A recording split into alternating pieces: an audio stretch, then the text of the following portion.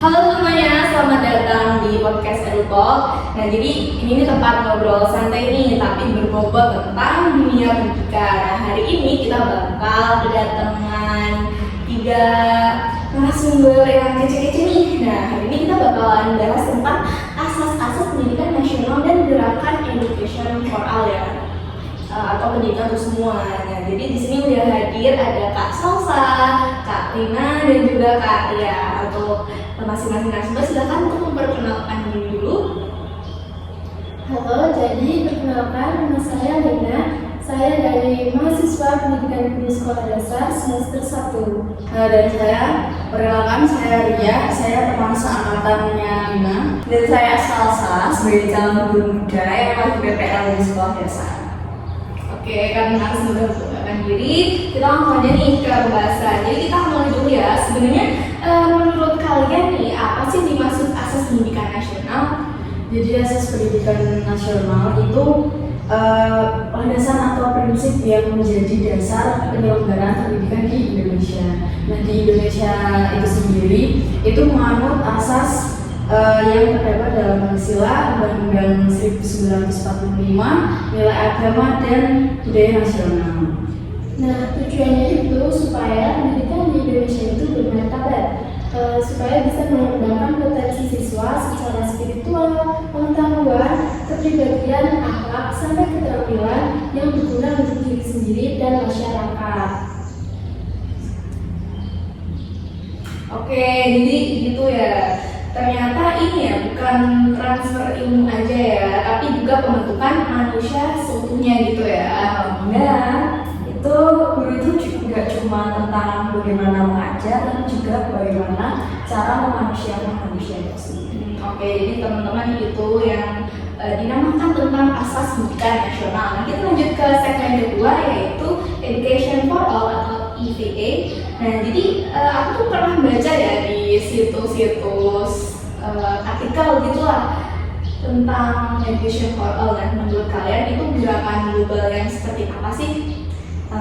Itu tuh tujuannya memastikan bahwa semua anak maupun orang dewasa itu dapat berhak mendapatkan pendidikan yang berkualitas tanpa adanya diskriminasi.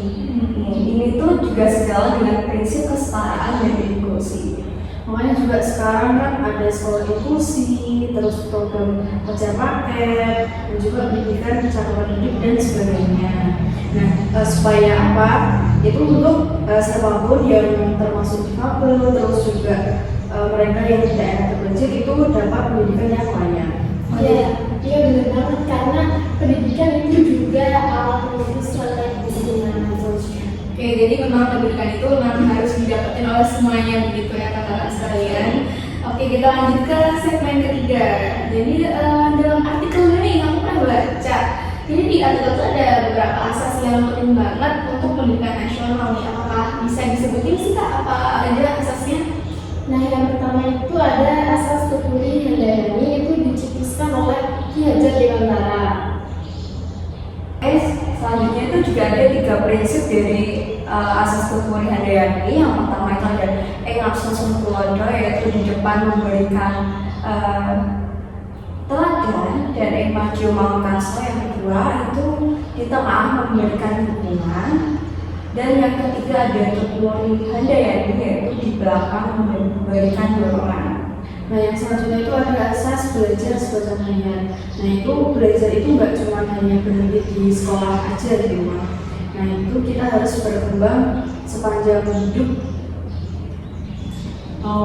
Yang ketiga juga itu ada asas kemandirian belajar. Jadi di sini guru hanya sebagai fasilitator dan peserta didik itu secara aktif atau secara mandiri mencari bahan ajarnya.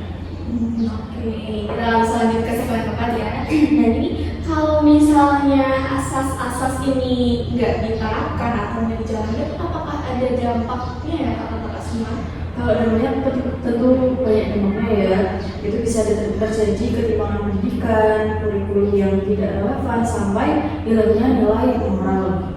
Iya, nantinya siswa itu jadi pasif, terus kurangnya berpikir kritis, bahkan tujuan pendidikan nasional itu tidak tercapai nantinya.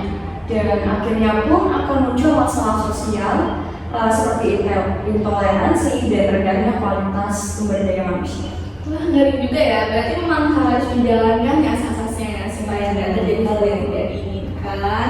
Nah, jadi sudah jelas ya teman-teman, pendidikan itu bukan cuma tentang sekolah, belajar, lalu lulus, tapi harus benar-benar berdasarkan asas yang tepat supaya masyarakat Indonesia bisa berkembang dan berdaya saing. Nah, terima kasih untuk Kak Lina, Kak Ria, dan Kak Salsa yang telah menyempatkan waktunya pada siang hari ini untuk sharing. Nah, jangan lupa juga kita harus selalu bertumbuh dan saling menguatkan. Sampai jumpa di episode berikutnya.